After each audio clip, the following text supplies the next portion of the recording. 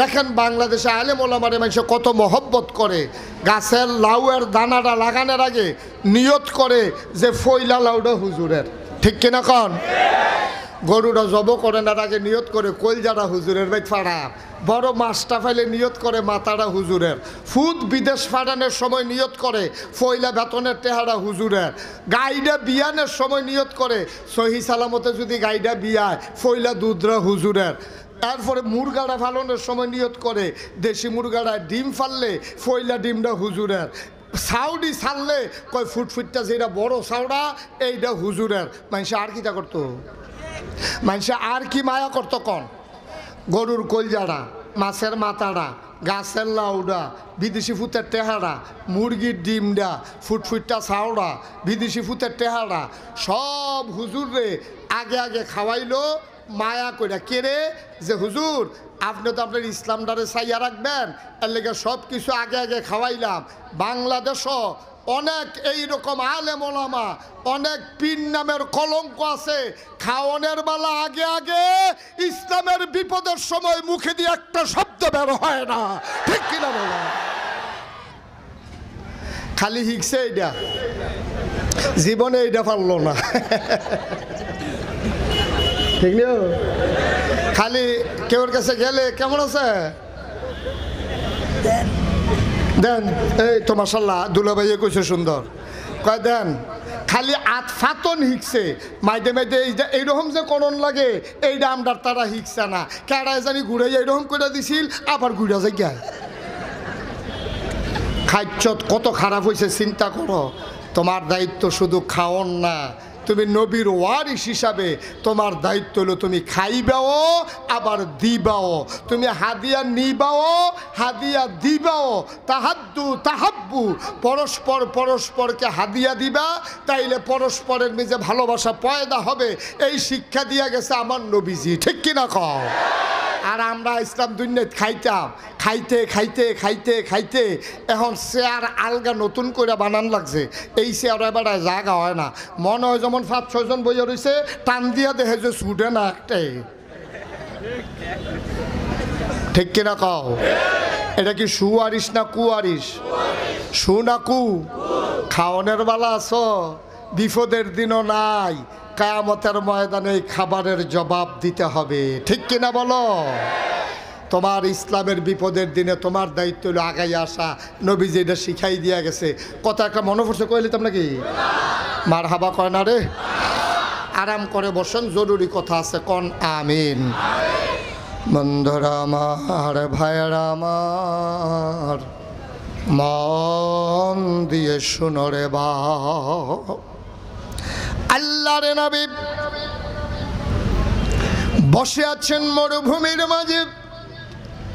এমন সময় একজন সাহাবা আসলেন অজপাড়াগা থেকে, নিবৃত পল্লী থেকে, গরিব মানুষ, চেহারা বেশি সুবিধার না, দেখলেই বোঝা যায় বড় অভাব। আয়েশা কয় আসসালাতু আসসালামু আলাইকা ইয়া রাসূলুল্লাহ, আসসালাতু আসসালামু আলাইকা ইয়া হাবিবাল্লাহ, আসসালাতু আসসালামু আলাইকা ইয়া শাফিয়াল মুজনুবিন, আসসালাতু আসসালামু আলাইকা ইয়া রাহমাতাল লিল আলামিন। নবী কয় ওয়া আলাইকুমুস সালাম ওয়া রাহমাতুল্লাহ। বাবা কি চাই? আমরা যারা নবীর উম্মত তারা হইলাম নবীর রুহানি সন্তান, ঠিক কিনা? নবীজি হইল আমাদের রুহানি বাবা। এই জন্য নবীর ইন্তেকালের পরে নবীর বিবিদেরকে বিবাহ করা হারাম, ঠিক কিনা? নবীর বিবিদেরকে উম্মতের জন্য বিবাহ করা হারাম। তো সাহাবাইয়া নবীজিরে কথা মনে আসেনি? সাহাবাইয়া নবীজিরে সালাম দিছে, আসসালাতু আসসালামু আলাইকা ইয়া রাসূলুল্লাহ, ওয়া আলাইকুমুস সালাম ওয়া রাহমাতুল্লাহ। আসসালামু আলাইকুম। মাশাআল্লাহ, মাশাআল্লাহ। আমাদের চেয়ারম্যান সাহেব আমাদের মাঝে হাজির হয়েছে, বলেন আলহামদুলিল্লাহ। তো যেই কথাটা বলতেছিলাম, তো নবীজির সাহাবা আয়েশা নবীজিরে কি কইছে? কয় ইয়া রাসূলুল্লাহ, হঠাৎ করে একটা কারবার তো করতে গেছে, কথা কেন না, কয় হঠাৎ করে একটা কারবার তো করতে গেছে। কয় কি কারবার? কয় আতকা আপনার নাতিন রে, সাহাবাই কইতে আছে আপনার নাতিন রে আতকা তারা সাইটো আইছে পরে দেখা পছন্দ হয়েছে, বিয়া তো হইয়া গেছে। সুবহানাল্লাহ কইতেন না? তা আমি তো আর আপনারা জানাইতাম পারছি না, আপনারা দাওয়াত দেওয়া দরকার ছিল, তা আপনারা আর জানাইতাম পারছি না। তা আপনারে একটা কথা জিগাই, বিয়া দইছে আপনি দোয়া করেন। আর আপনার কাছে আমার একটা আবদার, আপনার নাতিনের যে বিয়ে হইল আপনি কোনো হাদিয়াটা দিয়ে দিতেন না? সুবহানাল্লাহ কইতেন না? কিরকম গভীর সম্পর্ক থাকলে নবীজিরে সাহাবা এই কথা জিগাইতে পারে? সুবহানাল্লাহ কইতেন না? কয় যে আমার মেয়ের যে বিয়ে হইল আপনি কি কোনো হাদিয়াটা দিয়ে দিতেন না আপনার নাতিনের বিয়া? আল্লাহর নবী তিনিও ধনী মানুষ ছিলেন না, তিনি গরিব মানুষ। চুলার ভিতরে একদিন আগুন জ্বললে ওই চুলার ভেতরে 3 দিন আর আগুন জ্বলত না, ঠিক কিনা?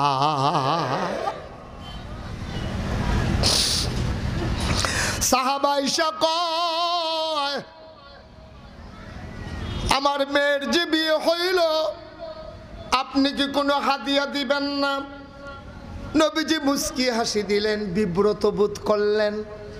নবী জানে ঘরে খাবার নাই, চুলায় আগুন জ্বলে না, নাতিনের বিয়াতে উপহার দেব, টাকা পাবো কই? নবীজি খুব লজ্জা পেলেন। নবীজি ডাক দেয়া কয় সাহাবা রে, ও সাহাবা, আজকে কিছুই দিতে পারলাম না, তবে আমার নাতিনের বিয়াতে আমি হাদিয়া দেব না, দেবে কে? আগামীকালকে আইসো, আগামীকালকে তুমি আইসো, আসার সময় একটা ছোট্ট শিশি নিয়ে আইসো, আমার নাতিনের বিয়েতে আমি হাদিয়া দেব। আপনি ফ্ল্যাশ লাইট অফ করেন। আগামীকালকে আইসো, আমি আমার আরাম ফরমাচ্ছি, তুমি তো আমাকে ভয় ডাক দেবা না, তুমি তো চিন্তা করবা নবীজি ঘুমায়, আমি কেমনে ডাক দেই বেয়াদবি হয়ে যাবে। সাহাবারা কি মানা নবীরে মানছে রে, আমরাও তো নবীরে মানি, তারাও মানছে। আমরার মানা তারার মানার কাছে কিছুই হয় না, ঠিক কিনা? কথা তো আরেকটা মনে পড়ছে, এটাও কইলি তা নবীজি আপনার মসজিদের ভিতরে খুতবা দিতে আছে, এমন সময় ফিসি দিয়ে দুইজনে খেরুয়ে খেরুয়ে কথা কয়। আমার দিকে চাইতেন চেয়ারম্যান সাহেব, তাহলে কথা বুঝতে সুবিধা হইব। নবীজি যখন খুতবা দিতে আছে দুইজনে ফিসি দিয়ে দাঁড়াইয়া দাঁড়াইয়া কথা কয়, বসা ধমক দিছে। পরে লগে লগে দুজন বইয়া লাইছে।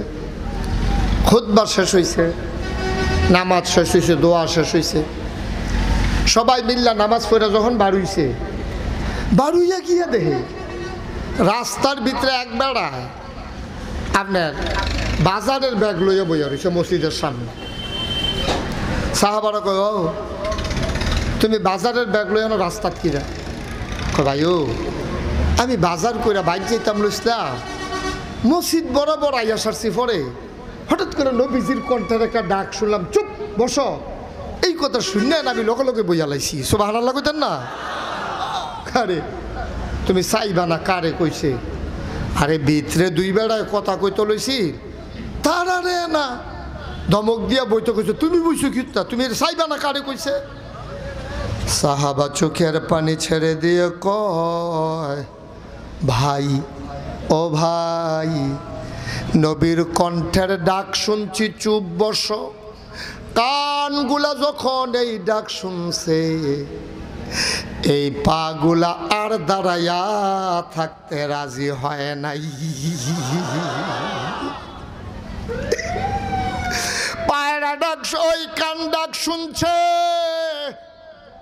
নবীর হুকুম শুনছে, চুপ বসো। পাগুলার দাঁড়াই থাকার ক্ষমতা নাই, সাথে সাথে আমি রাস্তায় বসে গেছি। সাহাবারা কয়, এখন চলে যাও, এখন তো আর বৈশা থাকার দরকার নাই, এখন তো শুনলাই।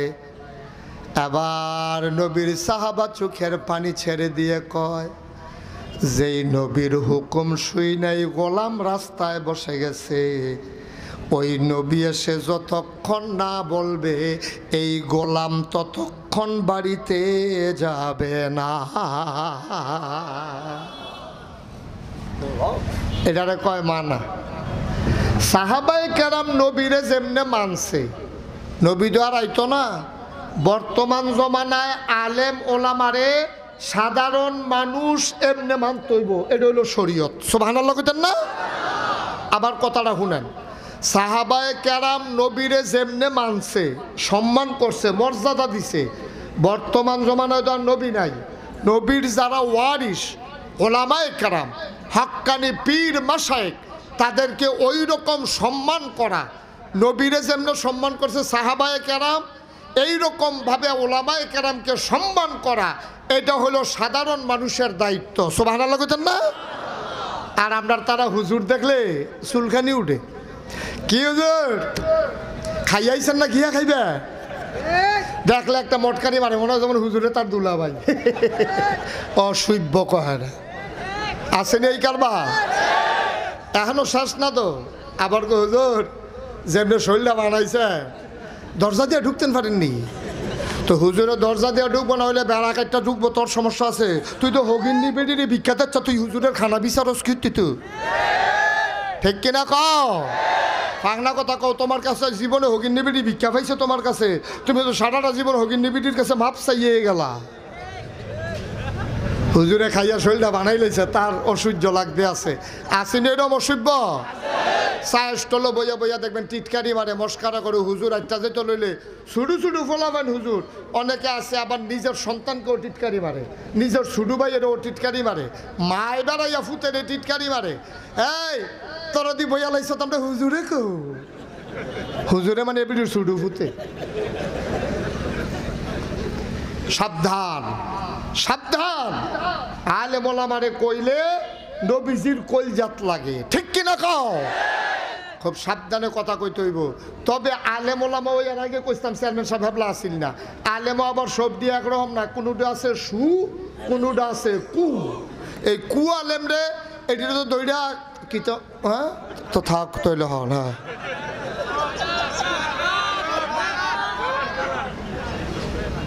ওই যে কইসলাম ইসলামটারে বেচ্চা বেচ্চা খায়, যেহানতে জানে কতক্ষণ পরে গান হইব।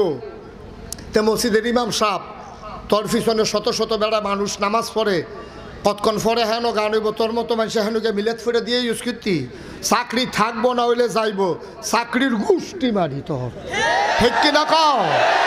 আমার ইমান আগে না চাকরি আগে? আমার ইমান আগে, আর পরে চাকরি। ইমান থাকলে আল্লাহ খাওয়াইবো, চাকরিয়ে খাওয়াইতো না, খাওয়াইবো কারায়? কথা তো বাইরে যে গেতেছে কইলিটা।